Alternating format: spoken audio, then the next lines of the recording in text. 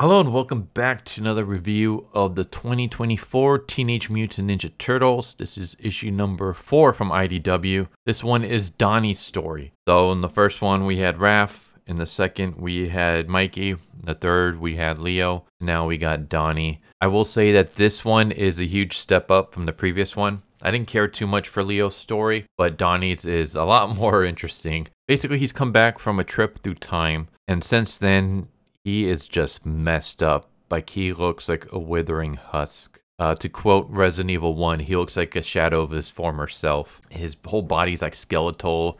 He constantly talks about how he has like headaches. He can't keep food down. He can't even look at a screen without feeling nauseous. And so because of that, he feels like he's lost a part of himself. He spent so much time just in the woods talking to graves. Basically, he's trying to talk to Splinter, who is dead. And yeah, he's kind of lost his mind.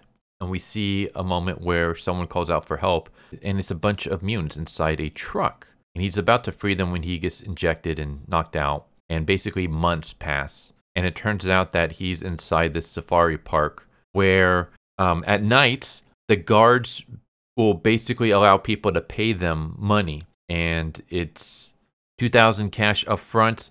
And you basically get to choose which mutant you want, and you get 5 minutes to fight against them.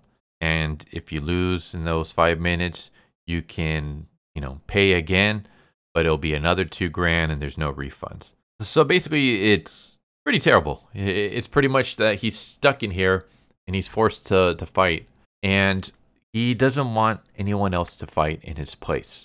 Like, he sees the other mutants, and he knows that none of them are fighters. He's a ninja, and even though he's weak and just completely out of it, he feels like it's his job to protect the other mutants.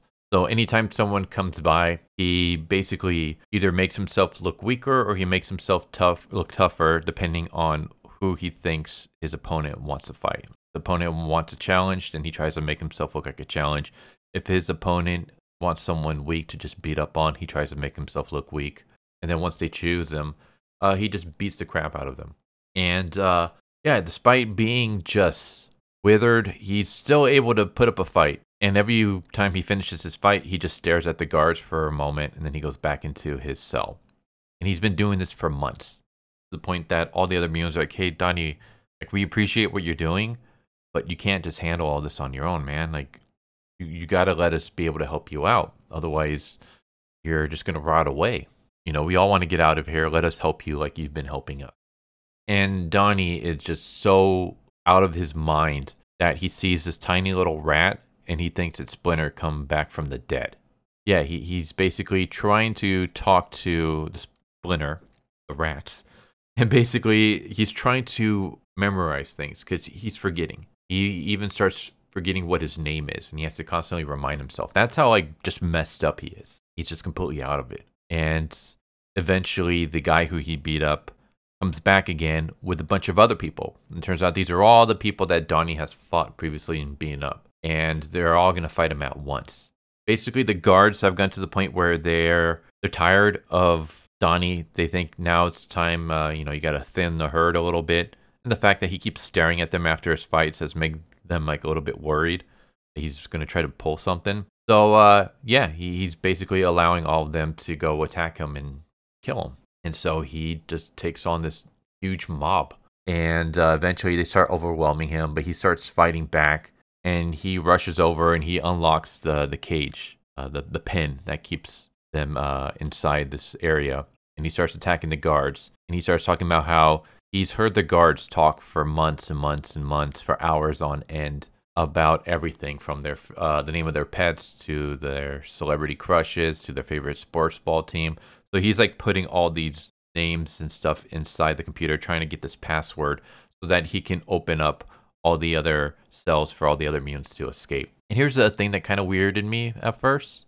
Well, it made me a bit confused. Not weirded me. It made me confused. The people who were attacking Donnie start rushing out, and Donnie sprays water on them, and they hit like this electric fence, and they start getting shocked, which that's got to kill you, right? Eventually, Donnie's able to get the doors open, not just for the other inmates, but also for the Safari so that they can escape. But that's when a bunch of Foot Clan show up, and they start throwing a bunch of ninja stars. And Donnie starts diving on top of the guards who put him through this torment and starts trying to protect them. He's trying to save these people.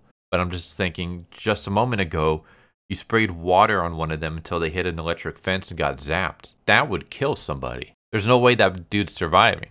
And also, these turtles don't seem to have any qualms about killing people. Leo has killed people.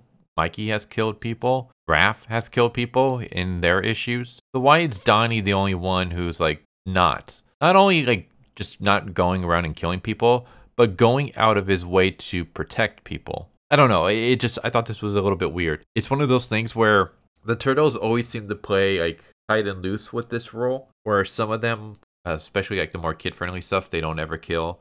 Meanwhile, some of the Mirage stuff, they have no qualms with killing. But then other issues in the Mirage, they do have problems with killing.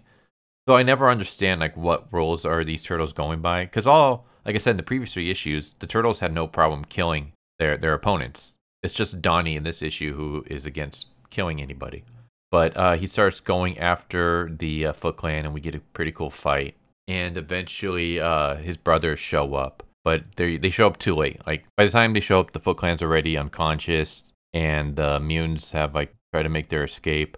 And Donnie is just talking to them, and they're like, dude, Donnie, what the hell is wrong with you? Like, what did they put you through? Like, you look really messed up. And Donnie's just like, hey, Master Splinter's back from the dead. And on his shoulder is the rat that he was talking to earlier, dead, with a shuriken stabbed through its neck and just flies buzzing around. Like, Donnie has just completely lost his mind.